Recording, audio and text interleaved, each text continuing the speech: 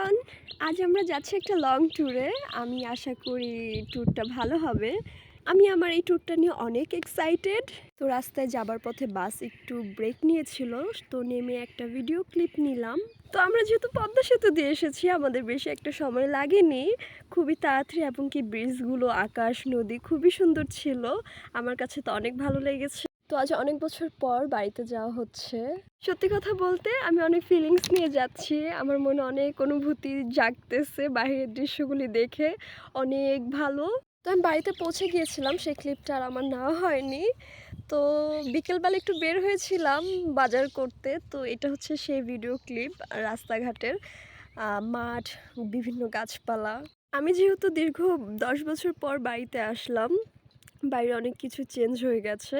আগে যেরকম মানে জায়গার পর জায়গা মাঠ থাকতো বা মাটির ঘর, টিনের ঘর, সেরকমটা এখন আর নেই। এখন অনেক দালান কোঠা হয়ে গেছে। সত্যি কথা বলতে গ্রামে আসলে কিন্তু অনেক মজা হয়।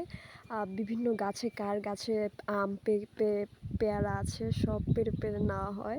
তো গ্রামে আসলে আমি ঘরে খুব বেশি একটা থাকি না, জাস্ট ওই খাওয়া অবধি।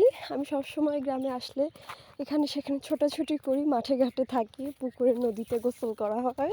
গ্রামে আসলে যে মানে প্রাকৃতিক যে বাতাসটা, সেটা কিন্তু একদম মন ভালো হবার মতো।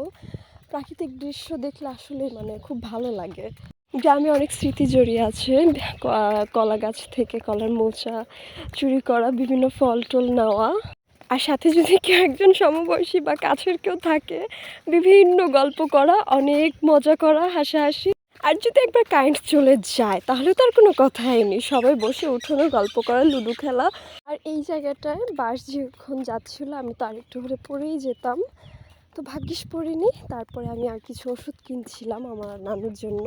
তো আমার নানু যেহেতু বাড়ি থেকে একটা বড় লম্বা লিস্ট করে নিয়ে গিয়েছিল, খুব বেশি একটা সময় লাগেনি।